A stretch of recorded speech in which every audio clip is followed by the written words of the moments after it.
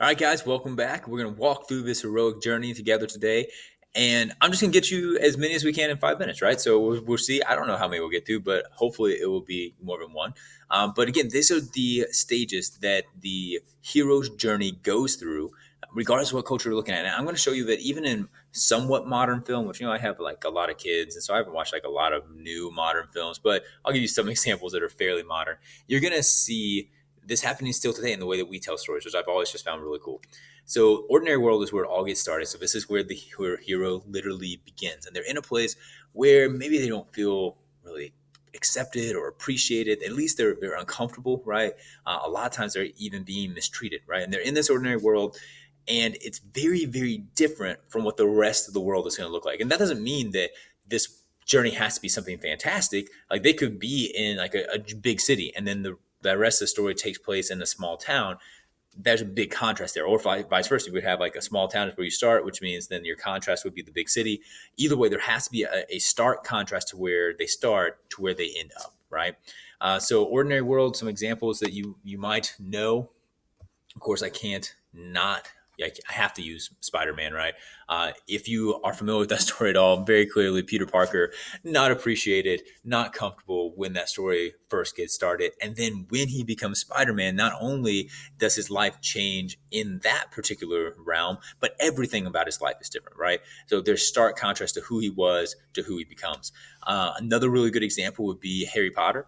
If you're familiar with those stories, where he gets started, when he's in Privet Drive there, very, very ordinary spot. It looks like everything else around it. And in that home, he's not appreciated by the Dursleys at all, right?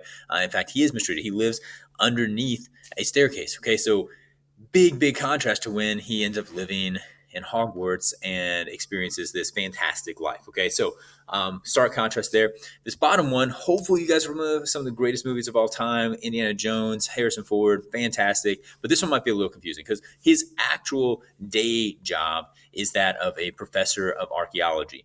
Now, I don't want you to be confused because the life of a teacher is actually not ordinary. It is quite extraordinary. However, I will say very rarely in my teaching life do I have like giant boulders chasing me down, or am I like shot at or anything like that. Doesn't usually happen. So there's still a stark contrast to where he starts to where he ends up.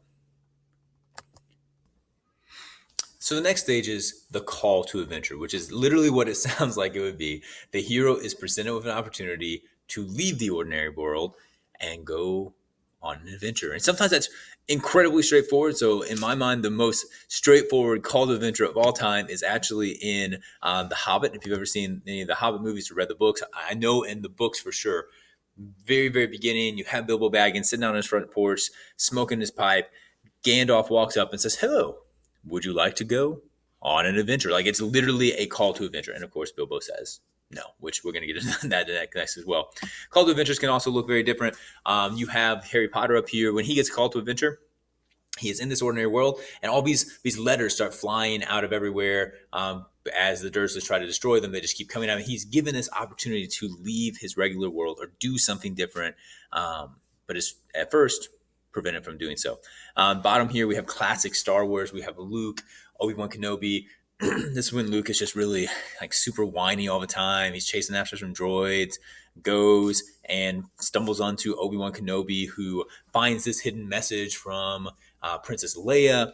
At this point, he doesn't realize that's his sister, so there's like that awkward moment where he's actually like attracted to this beautiful woman, and then there's that tension later. But she is telling Obi-Wan, like, "I need your help." Obi-Wan looks at Luke and says, "Hey, I'm too old for this. Will you come with me?" And of course, Luke says no, because that's the next stage, refusal of the call. Almost always the hero does not want to go through with whatever this opportunity is, because remember what their life has been like. Okay, they've been in this ordinary world, they haven't been appreciated, they haven't really felt accepted. There's a lot of fear, doubt, and decision are up there as well.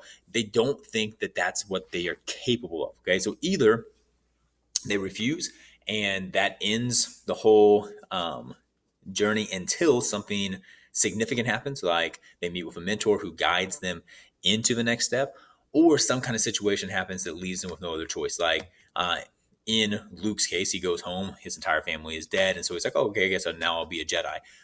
We have a similar situation with Spider-Man where he doesn't accept until the death of Uncle Ben. Then we also have Mr. Simba here,